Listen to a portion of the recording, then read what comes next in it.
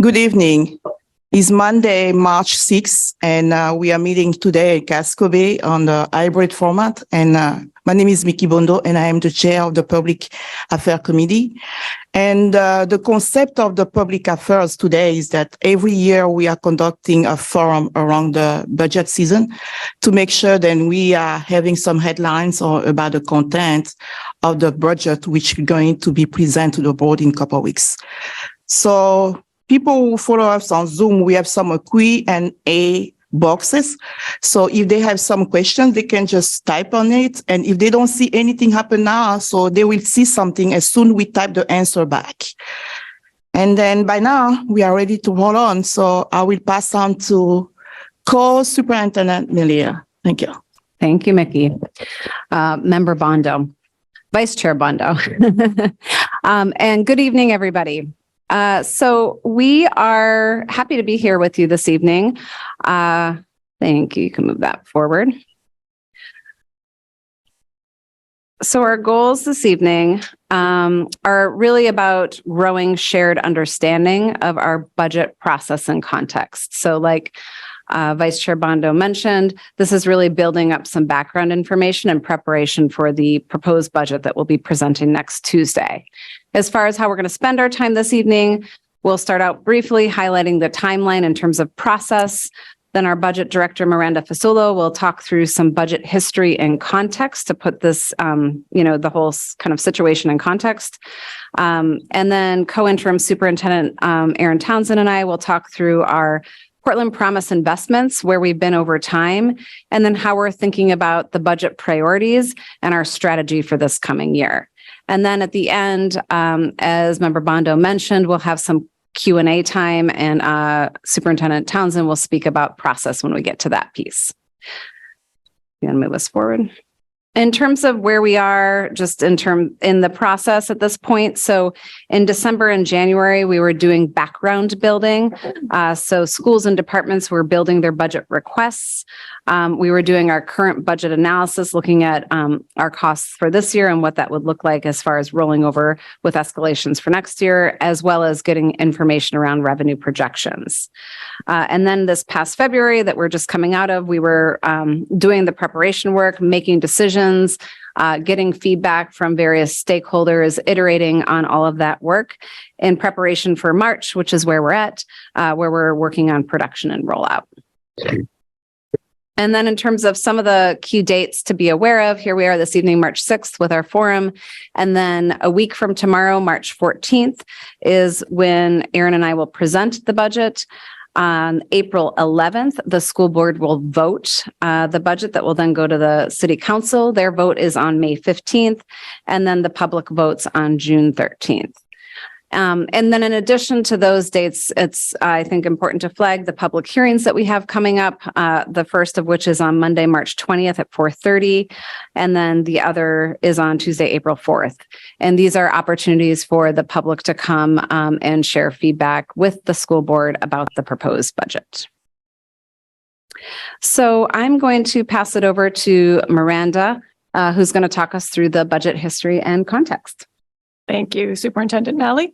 So I'm going to start with, as she said, budget history and context to hopefully help everybody be able to understand our budget a little bit better as we move forward into the coming months through the process, and also so everybody can understand kind of some of the relevant context. So starting right with the budget history, what you're looking at is a slide of our budget since 2017. So you have fiscal year on the left side, our budget figure, and then the change year over year, and then the percent change year over year. So the FY23 fiscal year budget is $133 million. It was a $6.6 million increase over the prior year and a 5.2% increase over the prior year.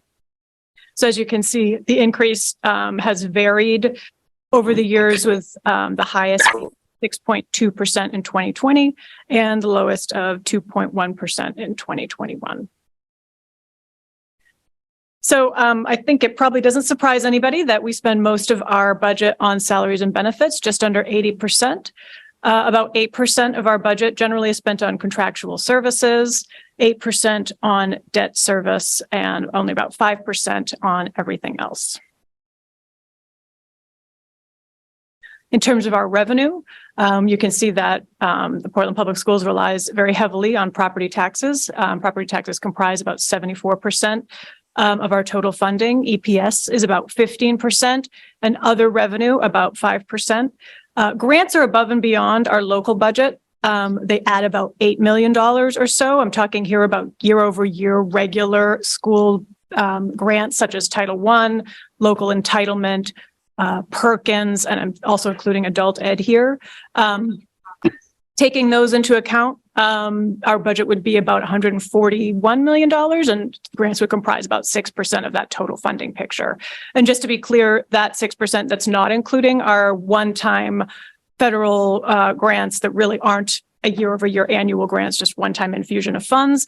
In FY22, the revenue on those federal grants was about $9 million. And so looking at the city and school side by side in terms of our revenue sources, the big thing to note here really is just that the schools rely much more heavily on property taxes for our funding. The city, on the other hand, which is shown in the pie on the left, only comprises about 36% property taxes, where 64% of the city's revenue is actually other sources. So taking a look at our property tax history, again, we have fiscal year on the left, the property tax levy, the school tax rate, and then the percent change year over year. The property tax levy in 2023 for schools is $104 million. The school tax rate is $705, and that represented a 4.1% change over the prior year. So there's been some variation year over year here in terms of the property tax increase. We had a 0% in 2021, and the highest that we have seen in 2019, at least in the recent history, is 5%. And just to make this slide make sense for everybody, I want to just point out and remind everybody that the city undertook its revaluation in 2022. So what you're seeing here is that tax rate conversion with a new property tax valuation that in that year went from 1215 down to 677, which was a revenue neutral proposition, was just related to the conversion that came out of the revaluation. So that's what that's showing you there. So in terms of understanding the tax impact of our budget, the Portland Public Schools can increase its budget this year by about $700,000 with no tax impact due to the city's estimated year-over-year increase in new valuation, which is estimated about $100 million.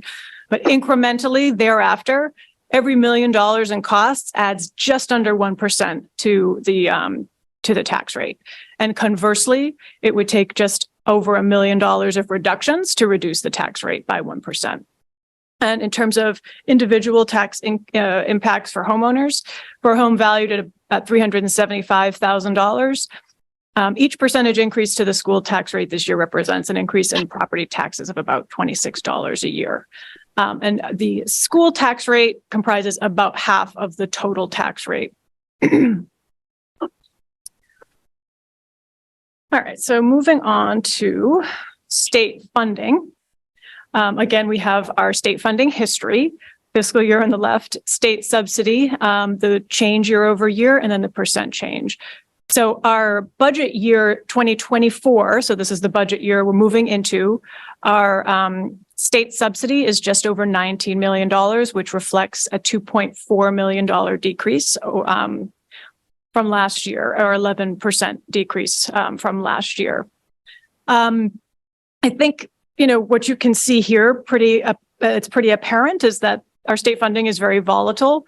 So it went up significantly in 2022, and since then has dropped. We've talked about it in the past. If you've been following our annual budget processes year over year, you'll know that the reason that our state funding is decreasing at this time is related to our increasing property tax valuation.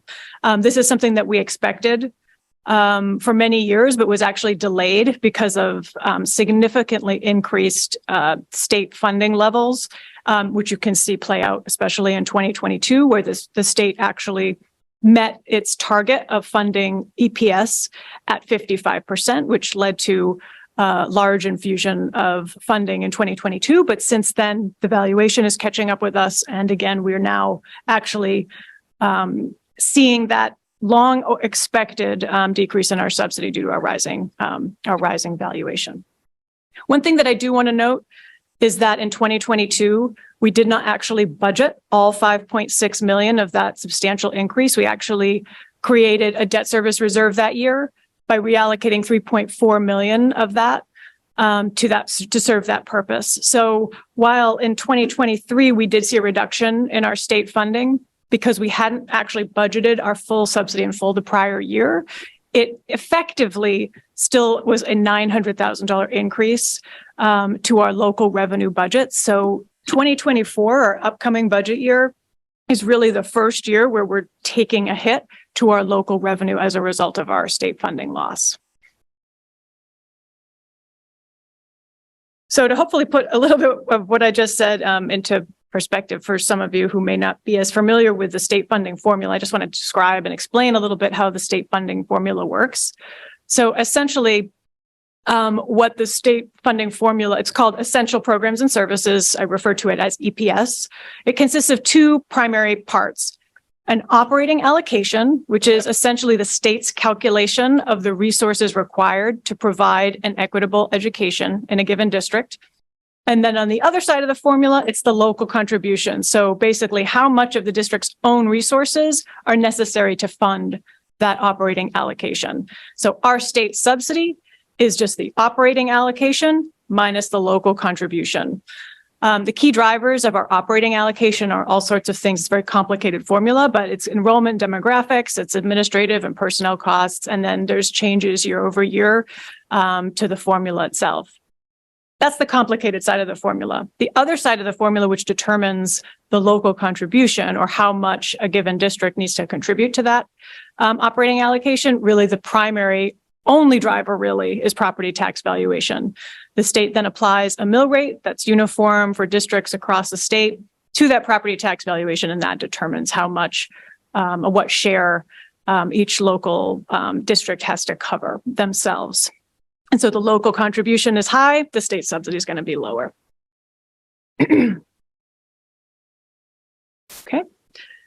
So here is just a summarized snapshot of our actual state funding report, which is known as the ED 279.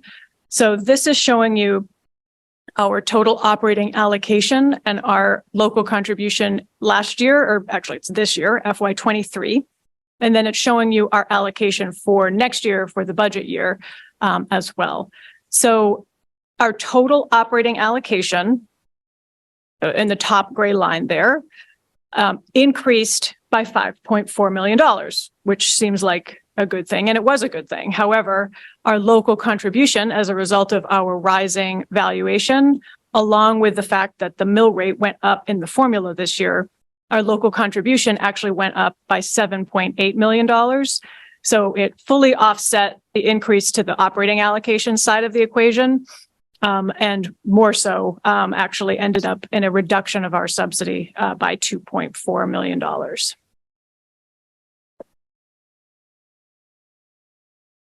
All right, so just to kind of talk through the valuation side so you can see what's going on here. This is our historical valuation. Now, when I'm referring to the valuation for the EPS formula, I'm talking about what's called the state equalized valuation. It's not actually what a local community uses to raise property taxes. It's not the localized valuation. It's a state equalized valuation, which really reflects market rates across the state. So the EPS formula uses a 3-year average of the state equalized valuation, 2 years trailing. So our 2024 funding is based on our state equalized valuation in 2022, 2021, and 2020. So the three highlighted numbers there, 12.1 billion, 11.1, and 10.5, is driving that 2024 EPS valuation of 11.3 billion. Now, if by some chance 2023 state equalized valuation was less, the EPS formula would utilize that. But as you can see from this slide, not only is it not less, it is substantially higher in 2023, which is definitely a concern for our FY25 EPS funding. Okay, so I think it's important to understand how state funding levels across the state vary district by district. So what you're looking at here is basically how much of that EPS allocation is borne by local contribution versus state share, as I just described. So in Portland, which you wouldn't be surprised having seen what we just saw, the local contribution is 80% and the state share of funding is only 20%. By contrast, in Lewiston, the local contribution is only 21% of EPS allocation, where the state share is almost 80%. So it's basically flipped upside down. So it varies widely. As you can see, Cape Elizabeth is the lowest, has the lowest state share, about 11%. So we're towards the bottom, but and unfortunately going to be dropping further as our valuation continues to go up. Kind of moving into other district comparisons. It's interesting to see, what our spending levels are versus other districts as well. This particular chart is showing how the general fund budgets of communities compares to the EPS calculated allocation.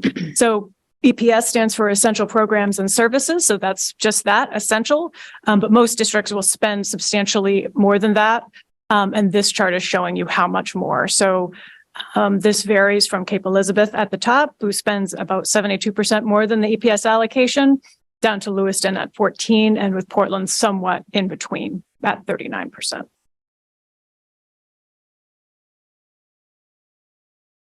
And then probably the most commonly used way to compare spending district to district is the per pupil spending. And this is pulled directly from the state's data. And this is for FY22. That's the latest that we have.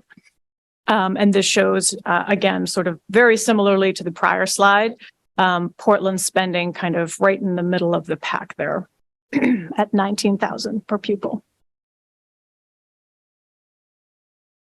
And last but not least, here in this section, just looking at comparative tax rates in communities in Southern Maine. And this is pulled directly from the city's budget FAQ. This is both city and school tax rates combined. And what this is really, that tax rate over there on the right in the box is really an adjusted mill rate that's attempting to make tax rates apples to apples. It's very hard to compare just a tax rate in one community to another because, for example, Portland just did a revaluation. I have no idea when these other communities did a revaluation, if their local valuations are, way out of whack with market rates or not. So basically what this tax rate chart is trying to do is give more apples to apples comparisons of tax rates by community. And so what you want to look at there is not the first column, which shows the actual mill rates in the towns. You want to look at the column on the right, which takes that variance of the valuations into account and kind of controls for that and makes a more comparable mill rate comparison.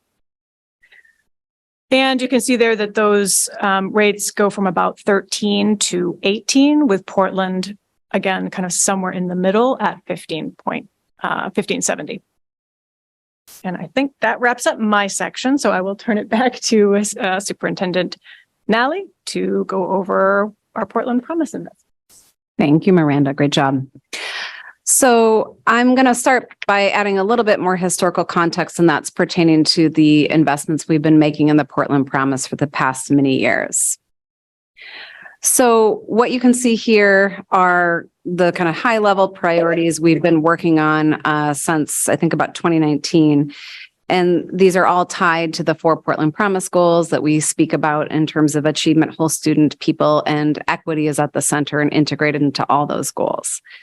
And so we've been working to grow our work in the achievement and equity realm in terms of our core academics. So investments in our curriculum, instructional coaching so that we have embedded professional learning for teachers, as well as growing our teacher leadership to advance our academics. Also under this is the work we've been doing to expand access to pre-K. And a part of that is both adding more classes, so there's more seats in the city, but also reducing the barriers for families who are struggling to be able to take advantage of the public pre-K.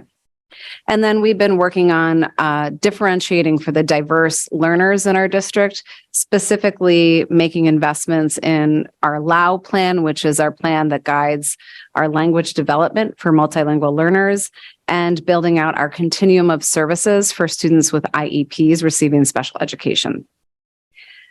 Our whole student and equity work has been focused on behavioral health. So you'll see in a moment a lot of investment in social work, growing what we call our Breathe Continuum, which is our continuum of services for students with more significant behavioral mental health needs, and then growing the youth development opportunities that we are offering.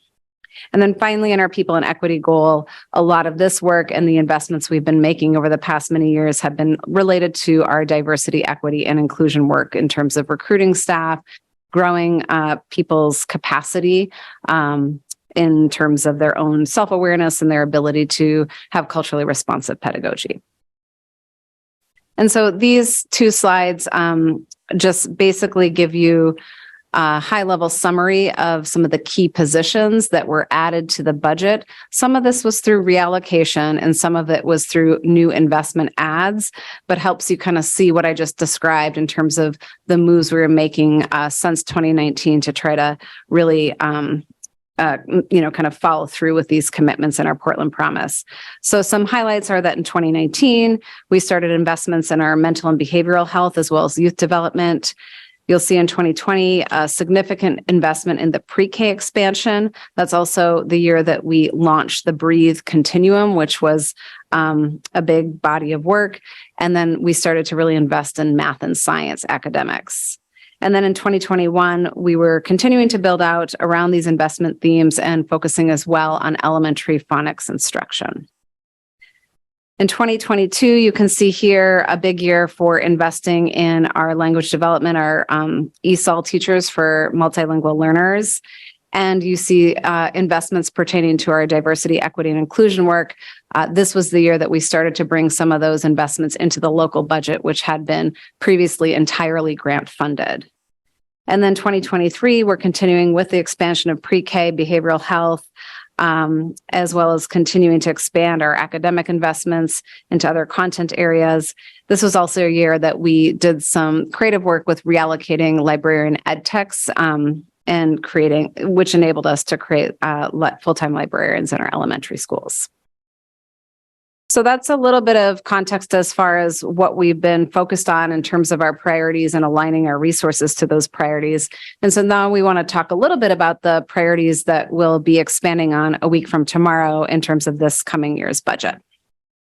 So just starting with the priorities, our goal is really to support our students and staff to achieve our shared goals in the Portland Promise by first improving our operational effectiveness. So overwhelmingly, the feedback we've heard from people in different positions across the organization and the community so far is that there's a desire for us to improve the operational effectiveness. Of course, what we've seen happen with payroll is, a very visible example of where and why we need to do this.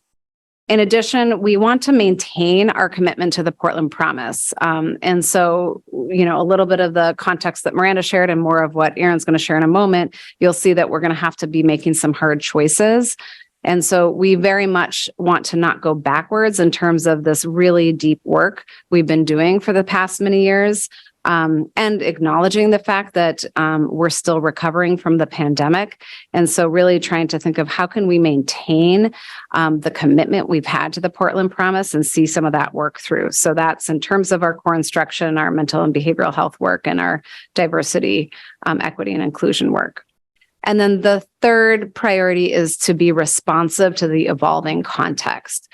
So in our board meeting tomorrow night, Dr. Valenzuela and Carlos Gomez are going to talk a little bit about what we're experiencing in terms of a significant influx of new arrival students to the district. And so needing to be responsive to the students who are coming to us and the needs that they have, and setting our teachers up to have the supports and resources they need to be successful with these students.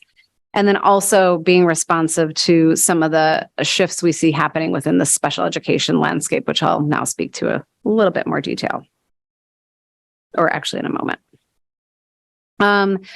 Then in terms of the budget pressures, which is a little bit related to what I was just talking about with being responsive, just knowing that we're having these operational challenges, being aware that we have increasing costs. So the contracted negotiated salaries add increase, inflation, debt service, like I mentioned, the influx of new students, the significant increase to out-of-district special education. And then we're also losing grants. This is separate from our ESSERF grants that are currently supporting core programming, which means that to continue doing what we're doing would show up as an add to our budget in some way. So in terms of how this sums up financially, if we took our baseline rollover costs, that which is, the adding of the salaries, the debt service, and other inflation kind of impacts, that would increase our budget by $7.9 million, or by about 6%. Then if you add on the loss in state funding, which Miranda just spoke about, of $2.4 million, that combined would result in a tax increase of 8.9%. So that's just status quo doing the same thing. It still shows up as an 8.9% tax increase. Then if you look at what we're trying to do with our priorities and being responsive to those budget pressures, that adds about another $7.1 million. And so if you add that on, it would result in a tax increase of 15.8%. And then just a little bit more detail underneath that in these categories of pressures and priorities, the operational needs total out to about $1.4 million. And so that includes moves we're making around payroll. So definitely been talking about the ADP transition, some adds to HR and finance staffing, many of which have been recommended through the Spinglass report that we've been talking about. And then adding some operational supports in our transportation, facilities, and food services departments, such as buses, some of which do get covered by other revenue sources, but there's still some add to the local. Within facilities, it's the addition of some custodial services, and then the food services as well. The response to the new arrivals and ensuring we have supports for the students who are joining us, that sums up at around $900,000 and includes supports in our intake department, adding to our family and community specialist team, having social work as well as ESOL teachers who are kind of who are in the buildings. And if you happen to listen to our board meeting last week, we did a workshop on ratios. And so a lot of these ads are in response to the ratio tool that we use. And then finally, I mentioned the special education costs. So the out-of-district costs, which includes transportation, is increasing by $1.7 million. So again, this is to continue doing, what we're doing, and this is something that's not within our control, but we do send a small percent of our students out of district to programs that have highly specialized services. And this is dictated by their IEP. And what we're seeing is that next year that adds on top of what we already pay for that, another $1.7 million to our budget. So I'm going to pass it over to Interim Superintendent Townsend, who's now going to talk more about our strategy and how we're going to approach this. Great. Thank you, Malia. So given all of those, our priorities and these budget pressures we're experiencing, we've been working hard to establish our strategy to move through to have a successful budget for fiscal year 24 and to continue moving forward to achieve our goals. So one of the first elements of our strategy is a focus on preserving the core programming that we currently have aligned to our priorities. In spreading out some of those reductions to kind of minimize impact on any individual program or, kind of school site or office or department. We're certainly minimizing our new investments at this time and focusing on core needs and those investments that we've had historically, the Portland Promise, as Malia spoke about in terms of our priorities of maintaining those Portland Promise investments.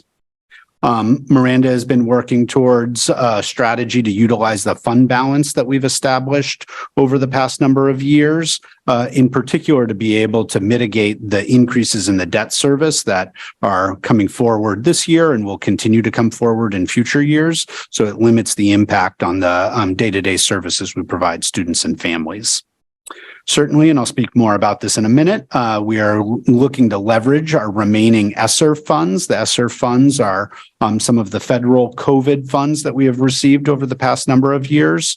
And we continue to focus our use of those on ongoing recovery from the pandemic. So focuses on mental and behavioral health, learning acceleration, and using it to be able to move some locally funded investments into ESSER that are aligned to those recovery goals.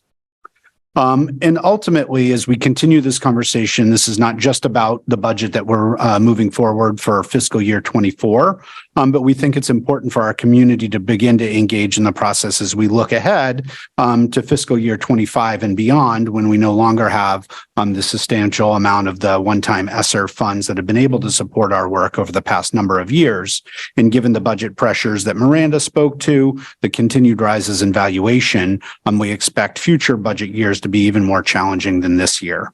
So we want to be able to highlight some of those larger structural shifts that may be in order over the next few years to be able to help us, move forward, and address those issues. So I spoke just a moment about the federal funds. So our federal COVID funding has been used primarily, and we've received a number of different allotments around that over time, and we'll be providing those updates, in subsequent meetings. But we've used it really to prioritize first initial response to the pandemic, where we're focused on issues of health and safety, needed to provide in that first year a remote option for students and families, outdoor learning, other things to respond during the height of the pandemic. Since then, we've been really leveraging those resources to be able to focus on the recovery. So all of the kind of mental and behavioral health and learning impacts and staffing impacts even that have resulted from the pandemic is how we've been prioritizing those resources. The challenge for us as we continue to move forward into the next fiscal year and beyond is that recovery is an ongoing process, right? Those are needs that we continue to see and expect to continue to see. And so we'll need to figure out over time as a community how to prioritize resources to address that. But this coming year, fiscal year 24, is the final year of our most recent amount of funding, the ESSER funding.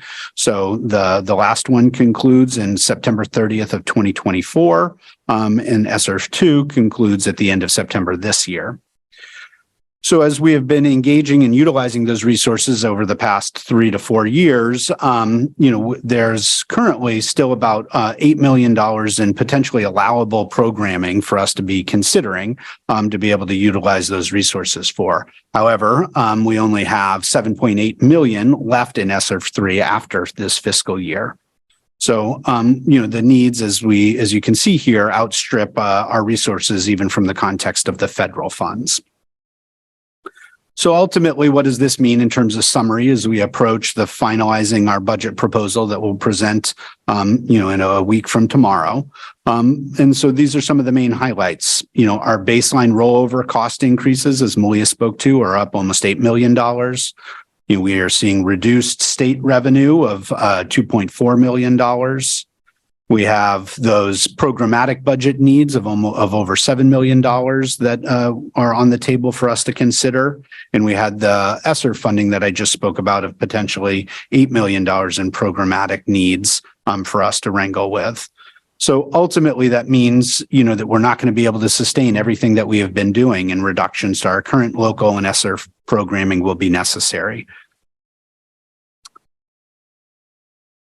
So what's next? Well, as Malia shared at the beginning, tonight's presentation is helping to just build shared understanding across the community about the challenges we're facing in our budget, and the context and priorities that we are working through to be able to develop our budget and lead the schools forward into the next fiscal year. We'll share out the superintendent's recommended budget on March 14th at a special meeting here in Casco Bay. It will also be, online on Zoom. Then, again, as Malia recounted earlier at the beginning of the meeting, we'll have a busy month following that presentation of engagement, with our finance committee, with the city's finance committee, as we come together to get to the school board vote about a month later on the 11th. Following subsequently by the city council engagements and ultimately the referendum on June 13th. So we invite folks to remain engaged throughout this process during the public hearings. As well, just before we even present our budgets, we have a regular board meeting tomorrow evening in which we're have a couple of workshops that are focused on building understanding around some of these pressures that we're experiencing. And we'll have as well one more finance committee meeting on Monday, the 13th, before we do the presentation of our recommended budget on the 14th.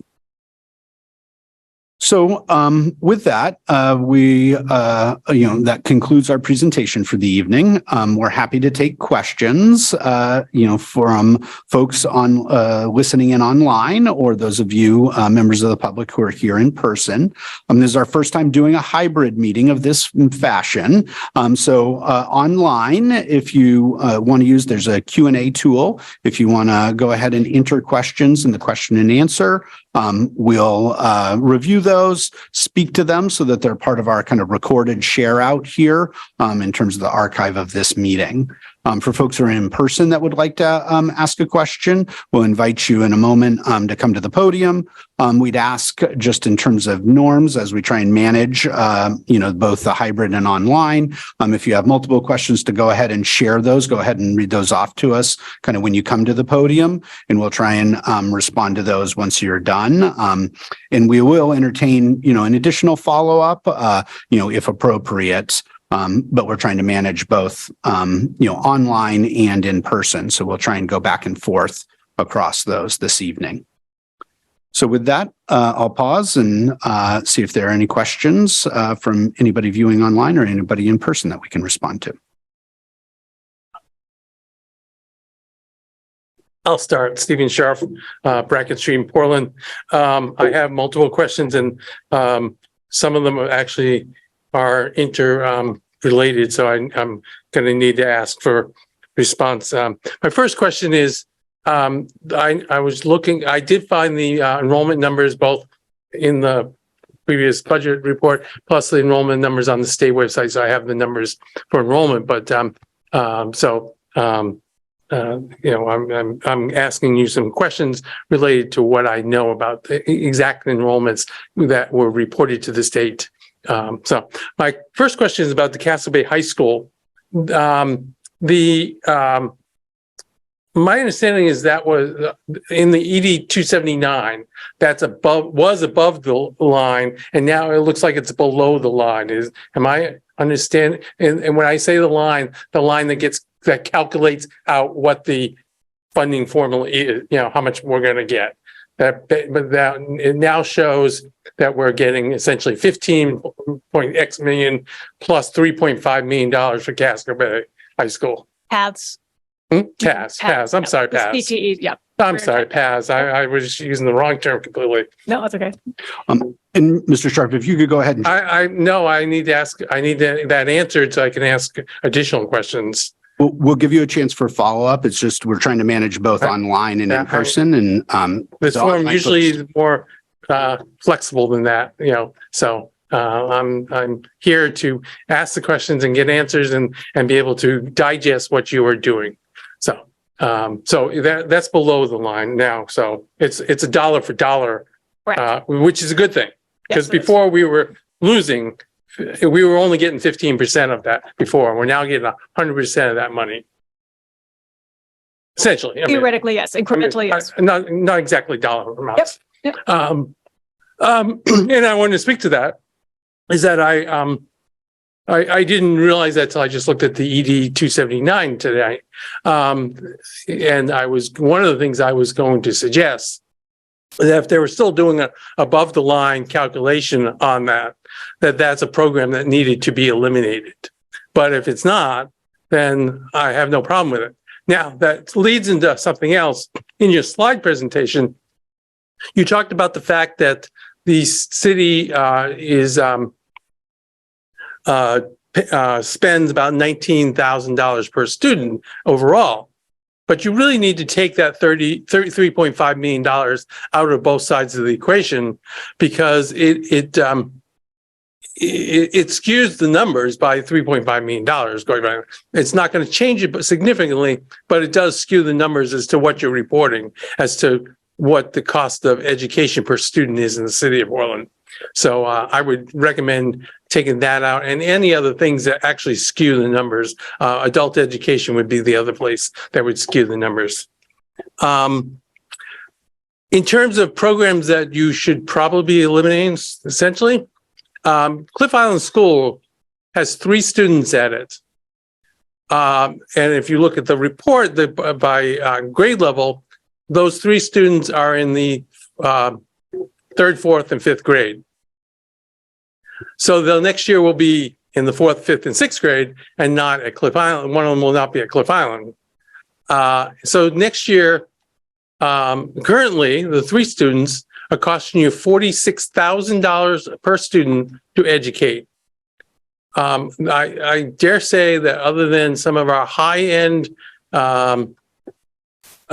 special ed students, we don't even come close to spending $46,000 a year to educate any student in the school district. And it's just not justifiable to run a school on an island for 3 students.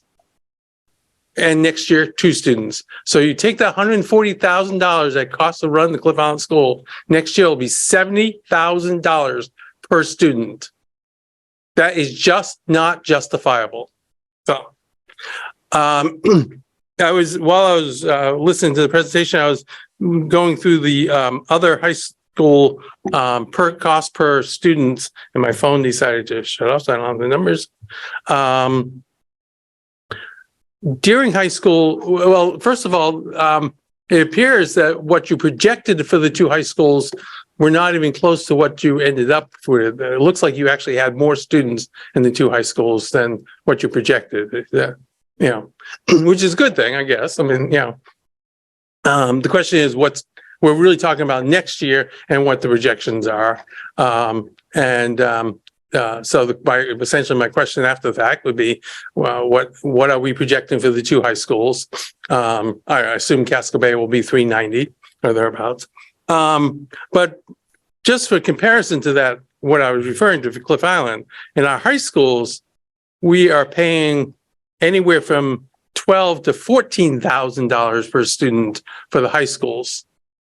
And I looked at the Casco Bay and tried to do that calculation. It's coming out to 9.9 and 9.7. And so I'm not sure if there's expenses that are not in the Casco Bay budget because it's in this building that don't, that end up in somebody else's budget because they're in this building. Because 9.9 thousand per student is quite a bit less than the 2 high schools. So if somebody could explain if you know why that anomaly exists. I'm going to listen more and I might have additional comments and go from there. Thank you. Do you want to speak to the Casco Bay question? Do you have? I'm not sure in terms of the methodology. I would need to research it. I don't know. Yeah, we're not prepared, I don't think, to look at that variation of the per pupil cost. Yeah. Okay. So for the questions we can't answer, this is helpful because we'll note those and be thinking about that for future updates and presentations. Thank you.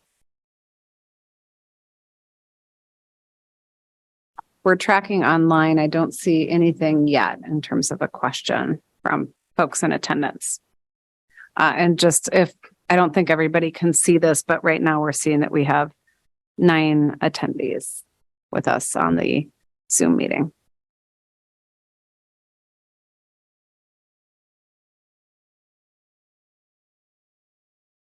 Ann Roderick, 970 Washington Avenue.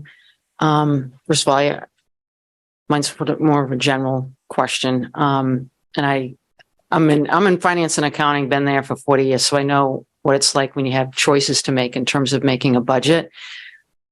And I know, my concern is as a taxpayer is that we, really focusing, we can't have a tax increase. People can't afford it. We have had, and so I just want to know, are you considering that you have to do whatever you need to do to keep taxes level? And that's my overall question, because we can't afford this. Mm-hmm. Yeah. Thank you. Yeah. I mean, I can say one comment about that. Thank you for coming this evening. And I think that's, I think in that when Aaron was talking through the budget strategy, I think we are acknowledging that when we look at the rollover costs, plus the loss of state funding, plus what we need to do to respond to the circumstances in front of us, that results in, I think, about a 15.8% tax increase. We are aware that that's very high. We noticed in surrounding districts like Brunswick and Gorham, significantly high double-digit tax increase budgets that were brought forward. It's not our mind that would be feasible for our community. So we're very much thinking about how do we balance that with also meeting the needs of the students in front of us and making sure that Portland continues to have a really strong and vibrant school system that produces graduates who are prepared and empowered to be really productive here in our city. So I think that's how I'd say that, unless there's anything you don't want to add. Yeah.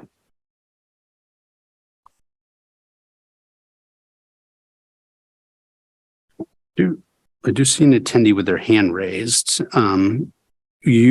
I can invite you to use the Q&A tool if you want to put your question in there, or we could probably. Are we allow, able to? Yep. Or we can allow them to talk. So I'm gonna, if we'd like, with your hand raised there, I'm gonna go ahead and allow you to talk, and again, just begin by introducing yourself and your address, and we'll go from there.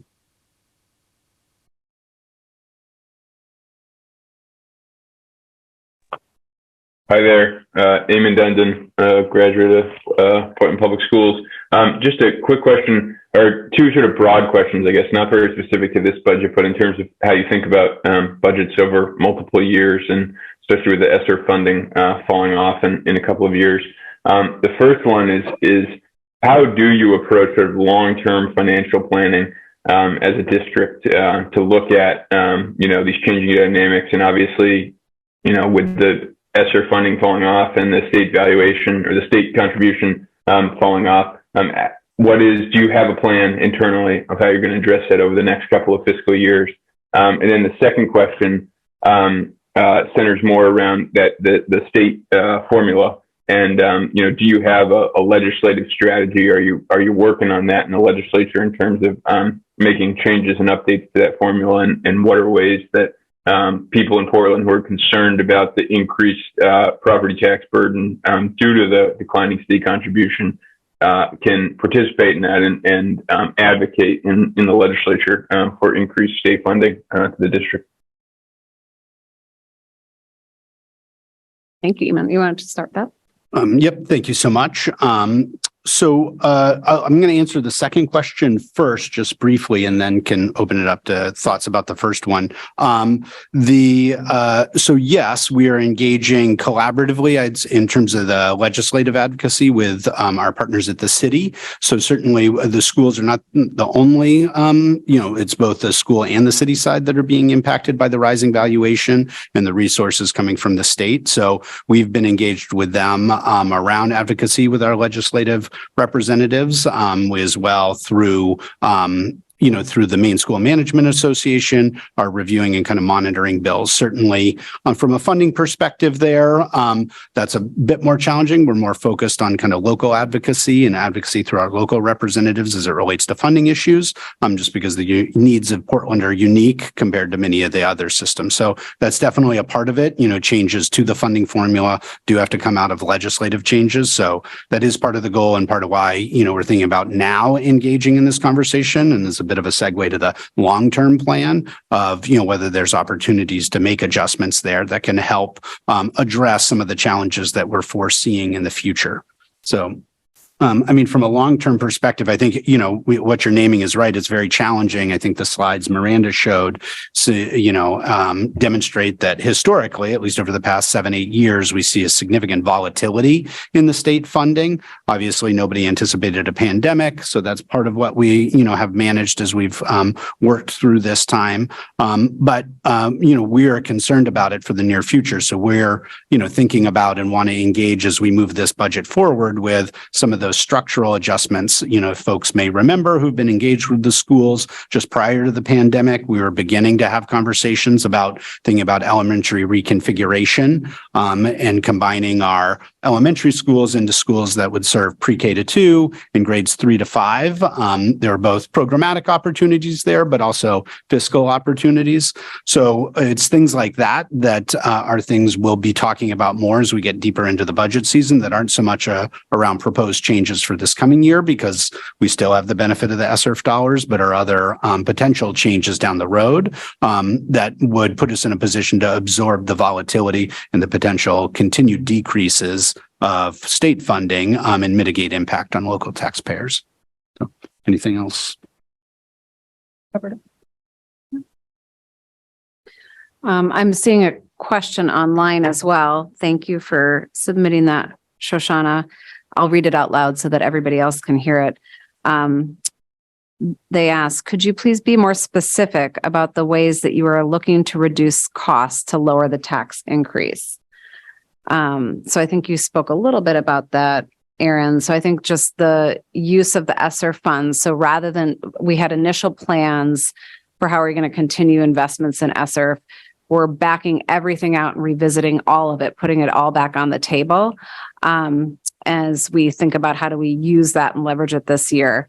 Then we are using the fund balance, which you can maybe, I don't know if there's a sentence to say about that.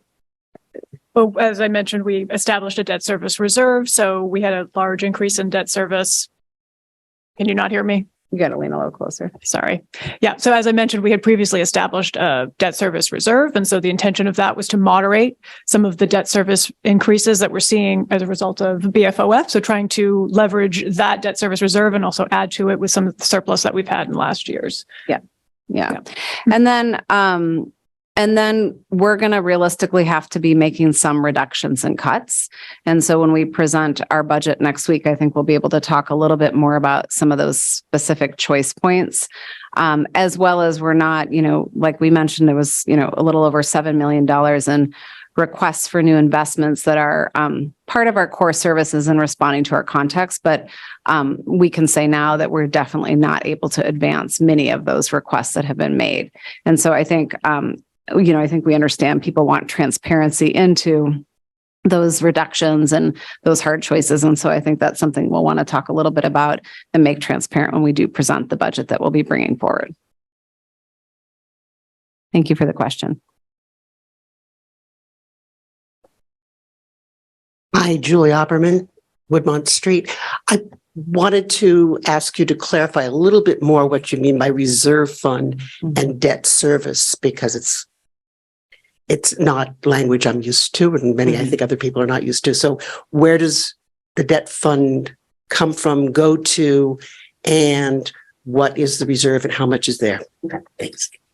Well, we'll be going into more detail on that when we actually present the proposed budget in a week or so. But I think the debt service reserve at this point is $3.4 million, if I remember from what I said in the presentation.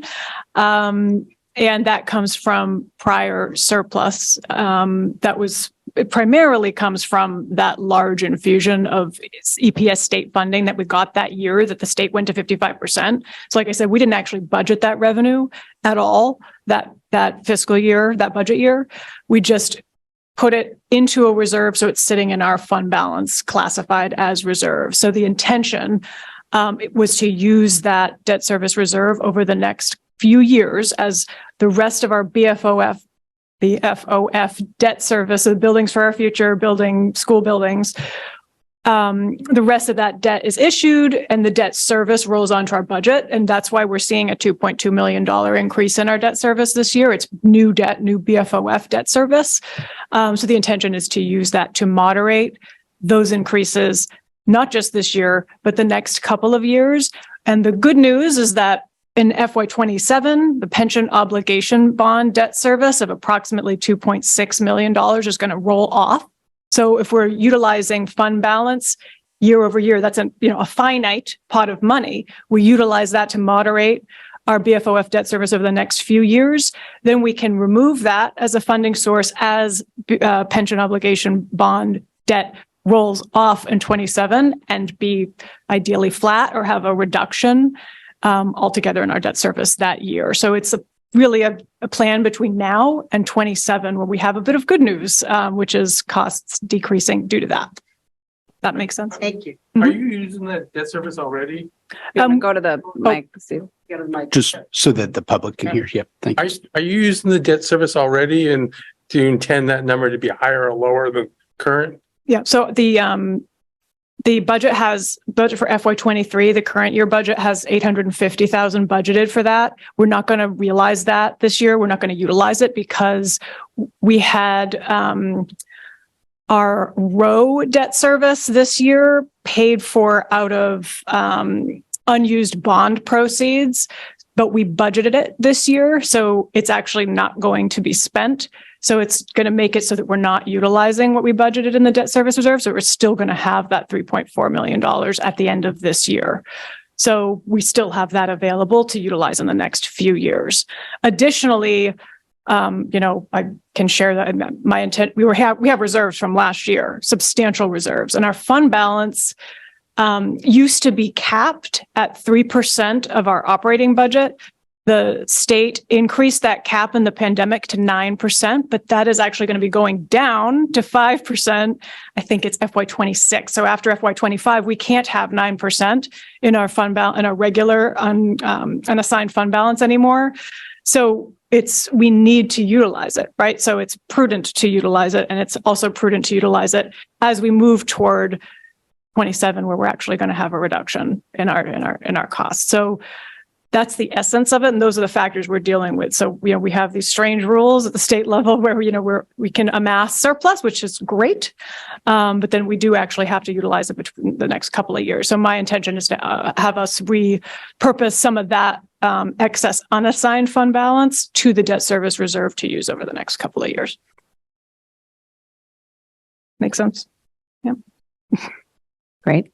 I'm going to read out two questions that are related from the chat. Thank you, Bonnie. And then I can speak to those. So the first question is, what is an approximate cost difference for a student to be placed out of district instead of being retained in the district? This is pertaining to the special education out of district costs that I spoke to. Related, is there a way to bring in additional staff and train staff to deal with the needs of these students who are being considered for outside placements? And then another question related to this. I know that salaries for special ed staff may need to be adjusted to make working in PPS equitable for them, considering the intensity amount of work they're doing for some of our students with such intensive needs. Is there any consideration of finding a way to do this to recruit and retain staff members capable of working with these students, especially if that could keep students in district? So thanks for those questions. I do think this is something that we could speak to in a follow-up FAQ with a little bit more specifics, but just I can speak to this. Oops, where did the question go? Here we go. You're getting rid of the questions. I can speak to this kind of high level. So the approximate cost difference is something that I'd want to follow up on. This is something we've absolutely been looking at because It was our theory that to have students in district was better financially and better in terms of our service to students, because we're always prioritizing what we call in special education the least restrictive environment for our students.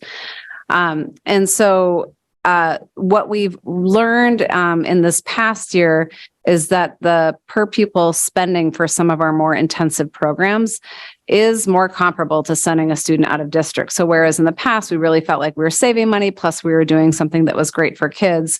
As Bonnie mentioned here, it's right. These are very intensive needs. And so it does require pretty intensive staffing levels to service students. So that's something when we talk about long-term strategy is very much something we're looking into in terms of that balance of what's best for students, of course, and, how does the cost compare? But what I can say is that it's a high cost for these programs as well, relative to other students in programming. We do have certain things that can fluctuate with a particular student with these out of district costs. And so when you look at that number, that is not equal per student. So that's not like for all the students out of district, this is sort of even across the board. There are some students who have significantly higher costs for particular programs, and that's again dictated by the IEP. So I would just mention that as well. And then in terms of the question about staffing, this is something that has been discussed. I think when it comes to providing additional pay for educators working in these programs, that would come through our negotiations with the union. And so this is a topic that's definitely been raised, but at this point that's not in the contract. So that would have to happen through the negotiation process with our teachers and ed tech unions. So would you say anything else on the special ed piece or no? Not right now. No. Okay. And did I miss anything there? Okay. So thanks, Bonnie. Miranda, I'm not sure. We have another question about the pension obligation bond debt. So I'm not sure. Are you seeing the question? I'm seeing the question. Yes. Okay. I'm not certain that I really am able to speak to any of the details of the pension obligation bonds themselves. I don't want to misspeak. Yeah. Oh, I'm sorry. Read the question. Yeah, I'll read the question. Okay. So the question was from Eamon was the pension obligation bond debt issued to cover obligations to both city and school employees? If so, do we know the breakdown between the two entities in terms of pension obligations covered? The answer to the first one is yes. Yes, the answer to that is yes, by virtue of the fact that we obviously also are, going to be reducing our debt service in accordance with that. But I don't know really more about it, in terms of the history. But if Mr. Scharf would like to speak to it, that would be great. Well, you said there was only $2 million that it would cut. 2.6 for the school side. Right. Then it's clearly not the same because the entire is in 2026. I thought it was 2026. Fiscal year 2026 It's our last payments. The last payments. Okay. It's $22 million. So Right. It's clearly skewed separate, Yeah. So Yeah. I don't know. just on the, math basis. Yeah. What I know is that it's rolling off and that's how much it's going to impact our budget in 2027. But other questions related to that should probably be directed to the city. Yeah. Yeah. Right. Thank you, Eamon.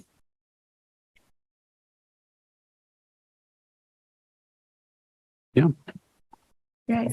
So I think we're coming on the end of the meeting, our forum. I just want to say thank you for attending and good night. Thank you. Good night.